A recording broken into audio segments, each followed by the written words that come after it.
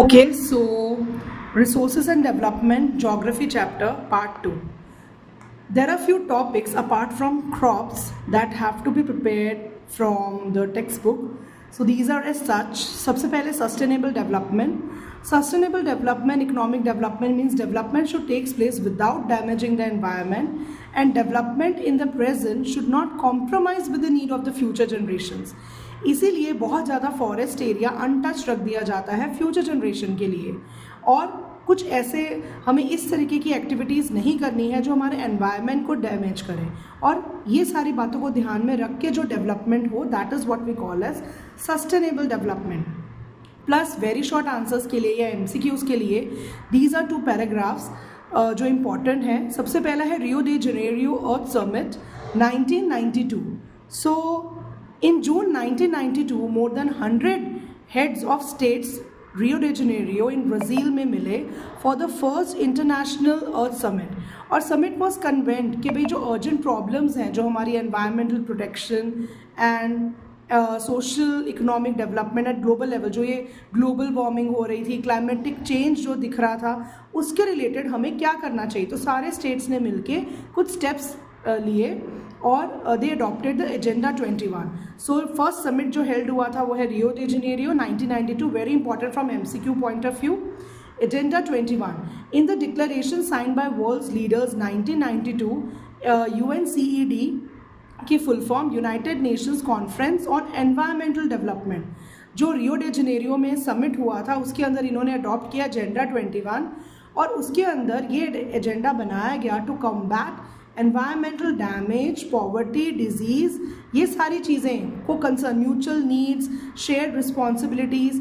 और one of the major objective of agenda 21 is that every local government वो अपना खुद का लोकल एजेंडा बनाएंगे कि उनके एरिया के अंदर क्या एनवायरमेंटल जो डैमेजेस हैं वो हुए हैं, उसको ठीक कैसे किया जाए, या क्या कंसर्न्स हैं उसके एरिया के।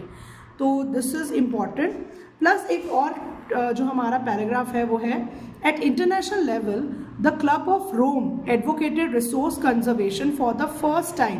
तो अगर सबसे पहली बार आए कि जब एनवायरनमेंट को लेकर कंसर्न जताया गया, वो था क्लब ऑफ रोम ने किया इन 1968, और फिर 1974 में Gandhian philosophy was once again presented by Schumacher in his book small is beautiful.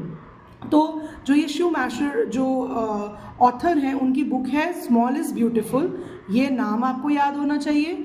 और the seminal contribution with respect to resource conservation, मतलब रिसोर्सेज को कैसे कंजर्व किया जाए। जो हमारा ये कोल पेट्रोलियम जो है वो एग्जॉस्ट हो रहा है, हमारे जो रिसोर्सेज है, हमारा forest cover we are losing, at global level पर हमें क्या स्टेप्स लेने चाहिए।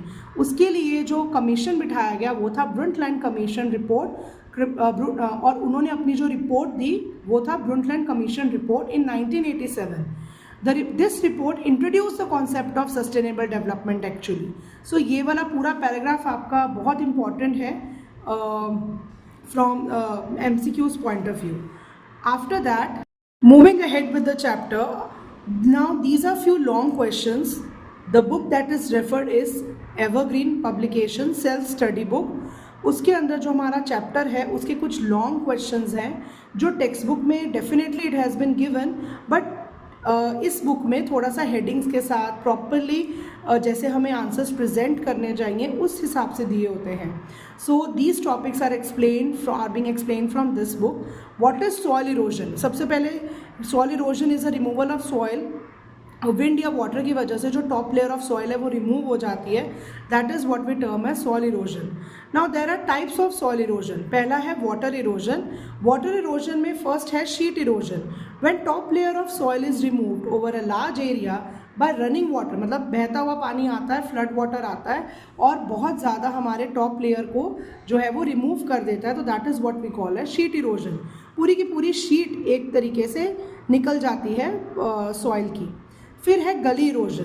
द रनिंग वाटर, जो बहुत ज़्यादा पानी आता है वो कई बार क्लेरे सॉइल के अंदर डीप चैनल्स बना देता है, बहुत बड़े बड़े जैसे खड्डे बना देता है, गलीज बना देता है। और मेन कॉज ऑफ गली इरोजन तभी होता है जब वेजिटेशन कवर ना हो, ट्रीज़ वगैरह अपरूटेड हों, वहाँ पर ट्रीज़ या ज़्यादा एग्रीकल्चर लैंड नहीं है, उस केस में वहाँ पर गली इरोजन देखने में मिलता है। और गलीज कट अप एग्रीकल्चर लैंड और उसको एक बैड लैंड में कन्वर्ट कर देती हैं, उसकी टोपोग्राफी ख़राब कर देती हैं, और is also responsible for formation of ravines. अब रेवाइंस जो हैं उसके बाद उस लैंड पे कल्टिवेशन करना बहुत मुश्किल हो जाता है।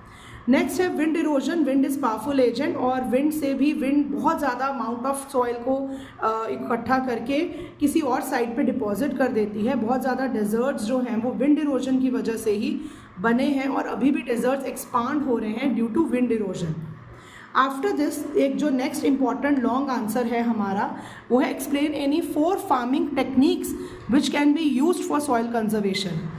अब सॉइल कंजर्वेशन के लिए सॉइल इरोजन की के टाइप्स देख लिए हमने। सॉइल कंजर्वेशन क्या है? एक है क्रॉप रोटेशन, कि if same crop is grown, एक ही लैंड पर बार बार उगाया जाएगा तो स्पेसिफिक टाइप के न्यूट्रिएंट्स खत्म हो जाएंगे, तो हमें क्रॉप रोटेशन करना चाहिए। सेटल्ड एग्रीकल्चर, पहले ज़माने में शिफ्टिंग एग्रीकल्चर होता था कि एक ट्राइबल पीपल एक लैंड पे एग्रीकल्चर करते थे, उसके बाद वहाँ से क्रॉप्स हार्वेस्ट करने के बाद they used to move to next land, और वो बैरन पड़ी रहती थी वो लैंड, तो उससे भी लैंड वेस्ट होती है।